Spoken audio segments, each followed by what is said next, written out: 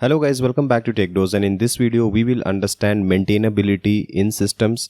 So this is from basics of system design. In a typical application or any system, we want to develop the application first and then we will sell it to the customers, and we have to maintain it so that the customers are regularly using it without any flaw.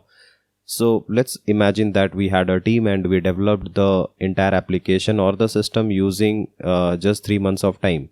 But if we sell it to the customers, we would want to retain our customers for the longest period possible. And let's take the case of 10 years that we are targeting to maintain this software for the 10 years, right?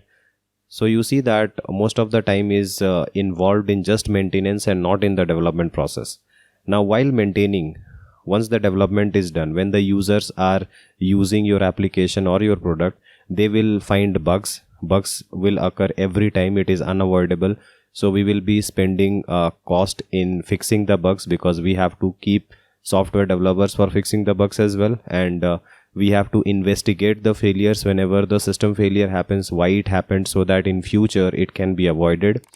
We may need to adapt to new platforms, because technology is like ever evolving so fast, and so new platforms can keep coming, and also unanticipated circumstances can arise. Like we had something in mind when we were developing, but then the requirements can change and your application may need to adapt to new platforms. So accordingly, we may have to change the code. We may be required to modify the app for any of the new cases, whatever new use cases arrive, and we may need to add new features, and this is very common, and there can be many other reasons. Now, maintainability is defined as how easily you can perform all these actions. If these actions are difficult to perform, then your application is not good in terms of maintainability.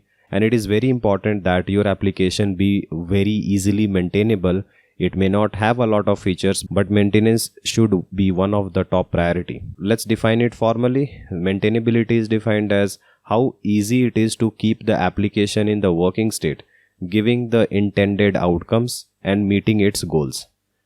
So the conditions for good maintainability is your code base must be simple, that is simplicity, so that any of the new joinees or newcomers are easily able to understand your system, and hence they can be onboarded pretty fast. So you will be incurring less cost in onboarding any of the new developers, and you will get them easily as well.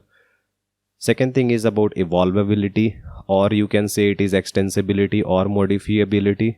All these three terms are the same.